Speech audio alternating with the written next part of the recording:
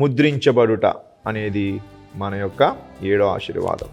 ఈ యొక్క వచనంలో పరిత్రాణం యొక్క సంపూర్ణమైన కార్యములు స్టెప్ బై స్టెప్ మనకు తెలియపరచబడుతుంది. ఎలా అంటే ఫస్ట్ దే హర్డ్, వారు ముందేమో ఏం చేశారు? విన్నారు. ఏం విన్నారు? దేవుని యొక్క ఈ యొక్క పరిత్రాణం యొక్క సువార్తని విన్నారు.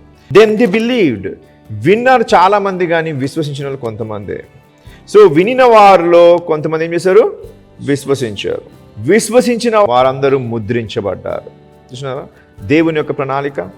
దేవుని యొక్క పరిత్రాణము నీవు పొందాలంటే ఫస్ట్ ఆ యొక్క తాను చేసిన ఆ కార్యము నీవు ఈజీగా, మరి ముఖ్యంగా ఉచితముగా నీవు పొందుకోవచ్చు అనే విషయం నీ సువార్తగా నీకు అందింపబడుతుంది. ఆ సువార్త నీవు వినునట్లు దేవుడు పరిశుద్ధాత్ముడు అనేకులతో ఆ పనిని చేయిస్తాడు. ఎప్పుడైతే ఆ సువార్త నీకు వినిపించబడుతుందో, విన్న ఆ సువార్తని నీవేం చేస్తున్నావు? విశ్వసిస్తున్నావు, నమ్ముతున్నావు. నమ్మిన వారందరికీ ఇప్పుడు పరిశుద్ధాత్ముని చేత ఏం చేయబడుతున్నారు? ముద్రించబడుతున్నారు.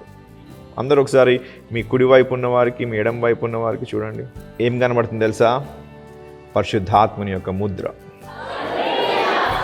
పరిశుద్ధాత్ముని యొక్క ముద్ర. ఒక ఉత్తరం ఉంటుంది, లేక ఒక లెటర్ ఉంటుంది. ఎప్పుడైతే ఒక ముద్ర దాని మీద ముద్రించబడుతుందో దాని యొక్క ప్రాముఖ్యత అత్యధికముగా పెరిగిపోతుంది.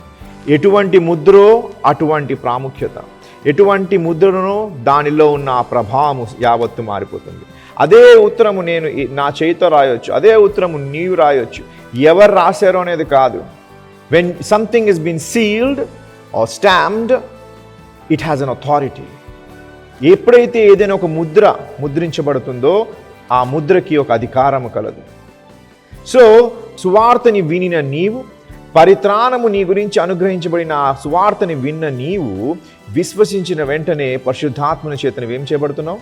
ముద్రించబడుతున్నావు.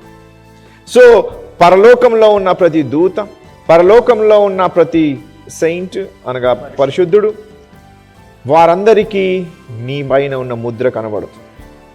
నీకు తెలియదు కానీ దేవుడు నిన్ను ముద్రించి ఉన్నాడు. విశ్వసించినప్పుడే దేవుడు నిన్ను ముద్రించి ఉన్నాడు. నీవు అడిగింది కాదు, నువ్వు కోరుకుంది కాదు, నీవు 40 రోజులు ప్రార్థన చేస్తే వచ్చింది కాదు. కేవలం విశ్వసించినందుకు పరిశుద్ధాత్మని చేత ముద్రించబడి ఉన్నాం.